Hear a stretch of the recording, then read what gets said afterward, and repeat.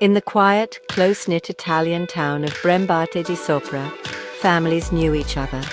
It was the kind of place where children walked to their activities and neighbors greeted one another on the street. It was considered safe, a bubble of calm far from the dangers of the big city. The Gambirasio family, Fulvio, Mora and their 4 children, were a respected part of this community. Their daughter, 13-year-old Yara, was a bright and talented girl, a dedicated competitive gymnast with a promising future ahead of her. She was known for her discipline, her kindness, and her infectious smile. On the evening of November 26, 2010, that peaceful world was about to be shattered in the most unimaginable way. Yara's routine was like that of many other teenagers her age. She spent much of her time at the local sports center, a familiar hub of activity just a few hundred yards from her home. That evening, she left the house around 5:15 with a simple task: to return a stereo to her gymnastics coach. It was a short walk, a journey she had made countless times before without a second thought. She was expected to be home for dinner shortly after. But as the minutes ticked by and turned into an hour, a sense of unease began to creep into the Gambirasio household. Yara wasn't answering her phone. The last sign of life from Yara was a text message she sent to a friend at 6:44 p.m. After that, silence. Her parents, growing more frantic with each passing moment, tried her phone again and again, only to be met with voicemail. By 7:11 p.m., their parental worry had turned into pure terror, and they called the police to report their daughter missing. The initial response was swift, but no one could have predicted the long, dark road that lay ahead. A young girl had vanished into thin air on a path she knew like the back of her hand, just steps from the safety of her front door. The community of Brembate di Sopra was plunged into a state of shock and disbelief. How could this happen here? Volunteers immediately joined the search, combing through fields, parks, and every corner of the small town. The Gambirasio family's private pain became a public nightmare, their faces etched with a grief that every parent fears. The search for Yara wasn't just a police operation, it became a town's desperate mission to bring one of its own home. But as the cold winter nights wore on, the initial hope began to fade, replaced by a chilling uncertainty that gripped the heart of the entire nation. The investigation, led by determined prosecutor Letizia Ruggeri, began with the few clues they had. Trained search dogs were brought to the sports center, but instead of leading police back towards Yara's home, they pulled in the opposite direction, towards a nearby town called Mapello.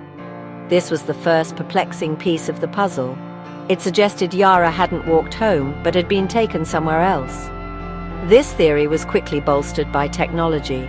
Cell phone data confirmed that at 6:49 p.m., just moments after her last text, Yara's phone had connected to a cell tower in Mapello, confirming she was likely transported in a vehicle against her will.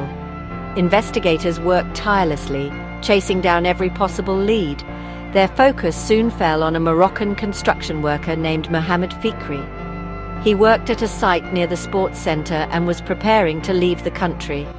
A wiretapped phone call spoken in Arabic was hastily translated. The authorities believed he said, "Forgive me, Lord, I didn't kill her," which they interpreted as a guilty confession. He was dramatically arrested on a ship bound for Morocco, and for a moment it seemed the case was solved. The media frenzy was immense, and Fikri was presented to the public as the monster who had taken Yara. However, the rapid arrest soon unraveled into a disastrous mistake. A more careful and accurate translation of the phone call revealed that Fikri had actually said something entirely different, an innocent plea to God that had nothing to do with the case. Furthermore, a forensic examination of his vehicle found traces of blood, but it was proven not to be human. Fikri had a solid alibi and was completely innocent. He was cleared of all charges and released, but not before his reputation was destroyed. The false accusation not only cost precious time, but also served as a painful lesson in the dangers of rushing to judgment. Just as the investigation seemed to be at a dead end, a tragic discovery was made. On February 26, 2011, exactly 3 months to the day after Yara disappeared, a man flying a model airplane stumbled upon a body in a remote, desolate field in Cignolo di Sola, about 6 miles from Yara's hometown. It was her. The autopsy revealed she had suffered multiple stab wounds and a head injury, but showed no signs of sexual assault. Her phone was gone, but her iPod, keys, and the SIM card and battery from her phone were found scattered nearby. The nation mourned, but for investigators, the discovery of Yara's body provided the one crucial piece of evidence that would ultimately break the case wide open. The forensic team analyzing Yara's clothing made a monumental discovery. On the cuffs of her leggings and her underwear, they found traces of male DNA that did not belong to anyone in her circle of family or friends. This unknown male profile was given a name: Unknown One. This was the ghost they had to find, the invisible man who was with Yara in her final moments. With this genetic fingerprint, investigators launched one of the largest and most ambitious DNA screening operations in history. They began collecting samples from everyone who had been near the sports center, from Yara's relatives and acquaintances, and from thousands of local men. The search for Unknown One became a painstaking process that stretched on for years.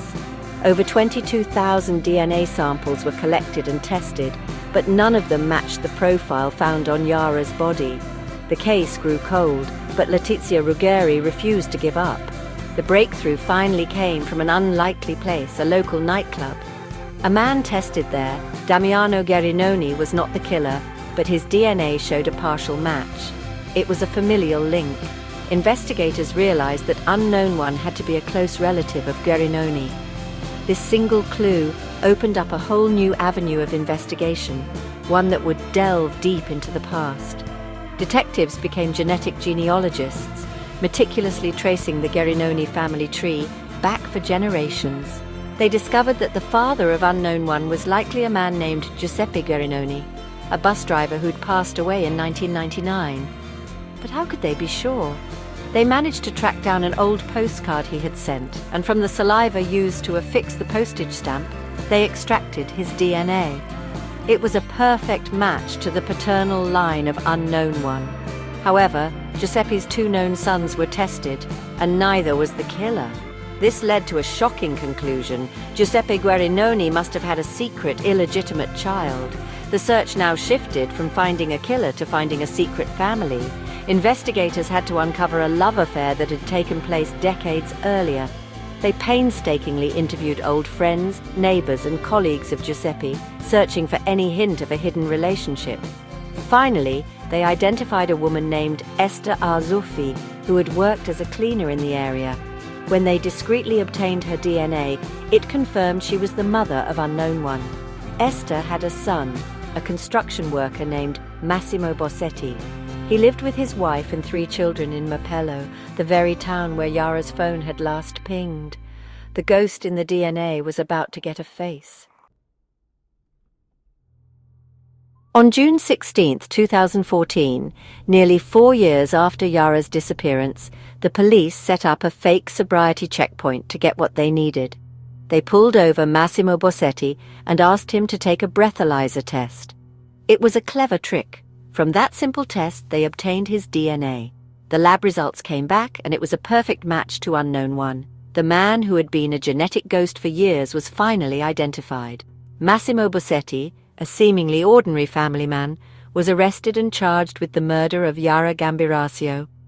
He strongly denied everything, claiming he had never met the girl and had no idea how his DNA ended up on her body. The trial that began in the summer of 2015 captivated Italy.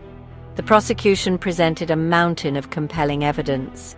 Beyond the queen of proofs, the DNA match, they had more. Surveillance footage showed Bossetti's distinctive work van circling the area around the sports center on the night Yara vanished. Microscopic fibers found on Yara's body perfectly matched the fabric from the seats of his van. His cell phone data placed him in the area at the time of the abduction, and then his phone was mysteriously turned off until the next morning. Furthermore, investigators found incriminating internet searches on his computer, revealing a disturbing interest in underage girls. Bossetti's defense team fought back hard. They argued that the DNA evidence was unreliable and could have been contaminated in the lab or transferred accidentally. Bossetti suffered from frequent nosebleeds, they claimed, and perhaps the transfer happened innocently on his work tools, which were later handled by someone who knew Yara. They also tried to cast suspicion elsewhere, pointing to a gym instructor whose blood was found on Yara's jacket, though she could not explain its presence. The defense painted Bossetti as a simple family man, a victim of a flawed investigation desperate to close a high-profile case. Despite the defense's efforts, the jury was convinced by the prosecution's case. In the summer of 2016, Massimo Bossetti was found guilty of murder and sentenced to life in prison, a verdict that was upheld through multiple appeals. The story, however, had one last stunning twist. After the conviction, Bossetti's wife reportedly confessed that her husband was not the biological father of their 3 children, a revelation that echoed the hidden family secrets that had led to his capture in the first place. The case of Yara Gambirasio came to a close, not just as a story of a tragic loss, but as a landmark case that showcased the incredible power of science and the relentless pursuit of justice.